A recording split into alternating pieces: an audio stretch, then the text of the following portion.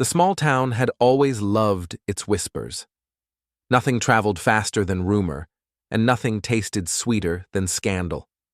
So when the wealthiest family in the county announced that their only daughter, Rachel Whitmore, would be sent away for the summer, tongues wagged. Rachel was 16, quiet and heavy-set.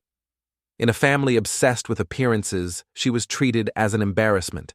Her mother scolded her at every dinner. If only you could be more like your cousins. Her father rarely spoke to her except to lecture about diet, posture, discipline. At school, she was ridiculed. At home, she was invisible. And then came the final humiliation. After Rachel failed to impress at a society banquet, her dress too tight, her laugh too loud, her parents decided on a punishment disguised as a lesson. "You will spend the summer in the countryside," her mother announced coldly, "with relatives who live simply. Perhaps hard work will fix you." The relatives turned out to be a distant cousin, a farmer named Ethan Hale, who lived miles from the city in a weathered farmhouse surrounded by endless fields. Rumor painted him as poor, stubborn, a recluse. To Rachel, it sounded like exile. The day she arrived, Rachel stood awkwardly in the dusty yard, clutching her suitcase. Ethan emerged from the barn, wiping his hands on a rag.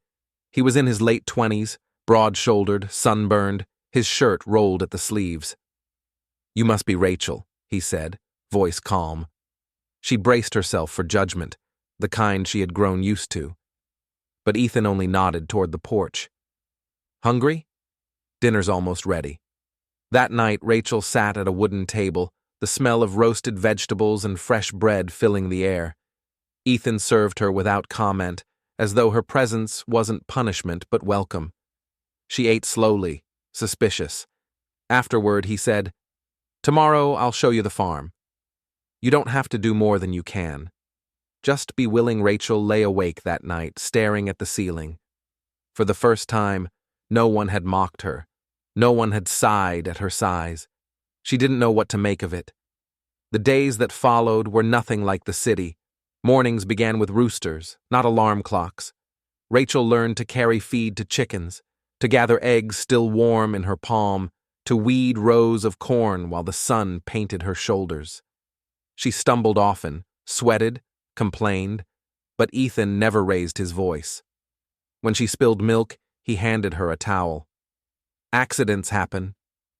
When she lagged behind, he slowed his stride. "We'll get there." When she sighed, "I'm useless," he said simply. Not true. Little by little, the weight she carried inside, shame, anger, loneliness, began to ease.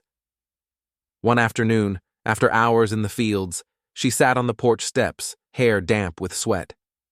"Why don't you laugh at me?" she asked bluntly. Ethan looked at her, puzzled. "Why would I?"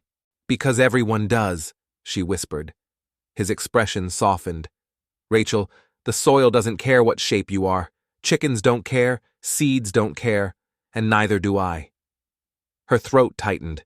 It was the kindest thing anyone had ever said to her. As summer stretched on, Rachel changed, not in the way her parents demanded, but in ways deeper. She grew stronger, her body firming from work. She laughed more, sang while carrying baskets, discovered joy in small victories, a row weeded clean, a loaf of bread rising perfectly. Ethan watched quietly, never pushing, always steady, and Rachel began to notice something. The land around them was vast, far more than any poor farmer could manage alone. There were orchards beyond the fields, cattle on distant hills, machinery newer than she expected.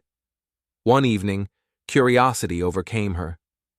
"Ethan, how much land do you actually own?" He hesitated, then answered, "A little over 3,000 acres." Her jaw dropped. 3,000? He nodded, as though it were nothing. "My family built it over generations. I keep it going. Most people assume I'm poor because I don't live like the Whitmores. But land is wealth, Rachel. Not parties." She stared at him, stunned. All this time, she had thought she was serving a sentence in poverty. But she had been living with someone richer than her parents, richer in money, richer in spirit. Near the end of summer, Rachel's parents arrived in a sleek car, ready to collect their daughter. They expected to find her sulking, resentful, unchanged. Instead, they found her standing tall, skin browned by sun, eyes bright. Her mother gasped, "Rachel, you look different." Rachel smiled. "I am different. I worked, I learned, and I'm not ashamed of who I am anymore." Her parents exchanged uneasy glances, suddenly aware of Ethan standing beside her. "Thank you for hosting her," her father said stiffly. Ethan nodded politely, but before Rachel climbed into the car, he leaned close and whispered, "Remember, you're not defined by their world. You carry your own worth." Tears pricked her eyes. "I'll remember." Years later, Rachel would often return to the farm. It became her refuge, her anchor. She studied agriculture, determined to preserve the land alongside Ethan. The girl who had once been mocked as a punishment grew into a woman who chose her own path, her own strength. And the whispers in town changed. They no longer spoke of the Whitmore embarrassment. They spoke of Rachel Hale, partner of the farmer who owned thousands of acres, a woman who had learned her value not by losing weight, but by finding courage. True worth is not measured by appearances or cruel judgments. Rachel was sent to the farm as punishment, but instead, she discovered dignity, strength, and love. Sometimes, what others mean for humiliation becomes the very ground where we find our power.